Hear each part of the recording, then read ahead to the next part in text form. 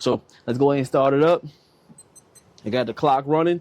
So you want to keep the time rolling with this one. You keep it rolling, keep on rolling. And I forgot to add, after you complete those 4 exercises, you want to wait a minute after that and then to do the 4 exercises again, okay?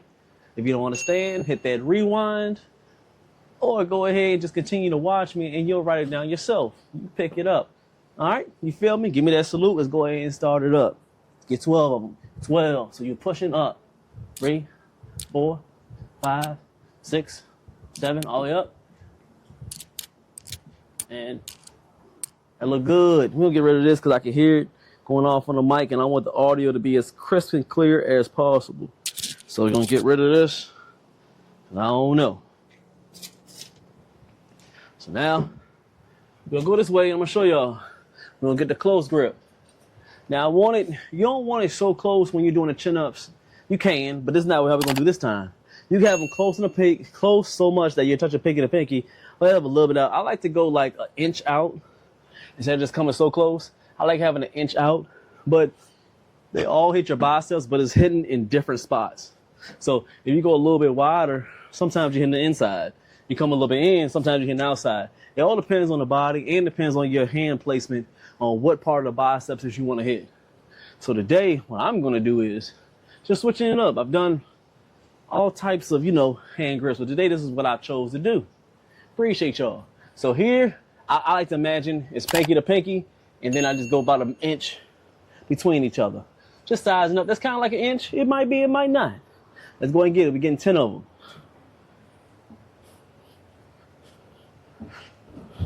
Squeezing the biceps every time. Because with that move, you got 45 seconds. Because with that move, sometimes people don't know how to create that good mind to muscle connection, and they're hitting a little bit of their back as well. So you have no choice but to hit back, of course. But you primarily want to fight to hit your biceps as much as possible. So do your thing. So we go, like I said, 45 seconds. Then we go to the next round. And then after that, then take a minute. So just playing with the rest times. You got to be able to play with each one just to confuse the body. I talked about this a lot on my channel. You have to confuse your body. Your body is a very smart organism. Yeah, I said organism. It is. So let's roll again. We got the 12 dips again.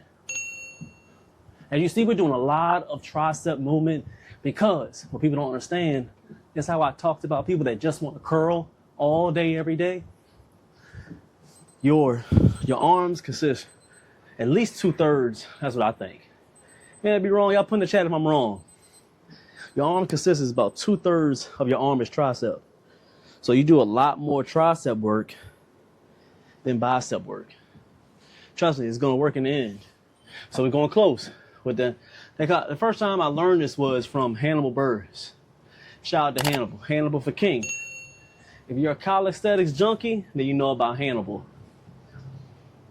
He's the king of this. He's been doing this a long time. He taught a lot of us youngsters how to really get into calisthenics.